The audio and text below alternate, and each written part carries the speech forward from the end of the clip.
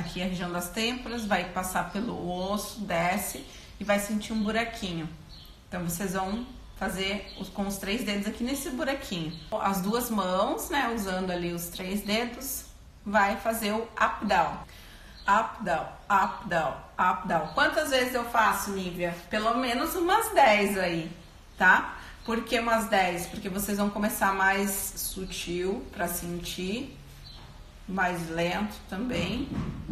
E aí depois vocês podem deixar mais dinâmico esse up down. Percebam que não é rápido. Rápido é isso aqui, ó. Então eu acelero, mas eu acelero no sentido de ser mais dinâmico e não mais rápido. E nem superficial, né? Vai aprofundando o toque.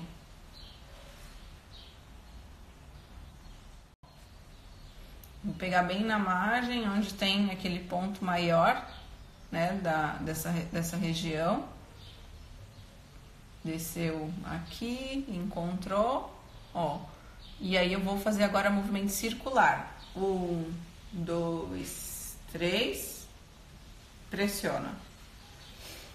1, 2, 3, pressiona. 1, 2, 3, pressiona. Então, eu tô com os 3 dedos. Lembra que o outro eu deixo de apoio aqui também para não ficar com o dedinho solto, né? Se eu deixo o dedinho solto, ele fica tenso e aí eu posso me machucar futuramente gerando uma tensão. Então, circulo 3 vezes e pressiono. Desço na linha do final da boca, em direção reta pro queixo, no osso. E aí eu vou com um dedinho ali circular. 1, 2, 3, pressiono. 1, 2, 3, pressiono. 1, 2, 3, pressiono. Tá? Então com um dedinho. Pode ser o outro também. E aqui para auto aplicar no cliente vai ser ruim isso, tá? Mas para se auto-aplicar pode ser com o polegar também. 1, 2, 3.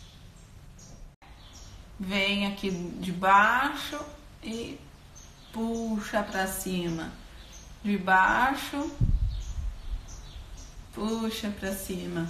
O último é o sorriso, né? O sorriso do sono tranquilo. Vem lá de baixo. Puxa pra cima. Aproveita para respirar nesse momento, né?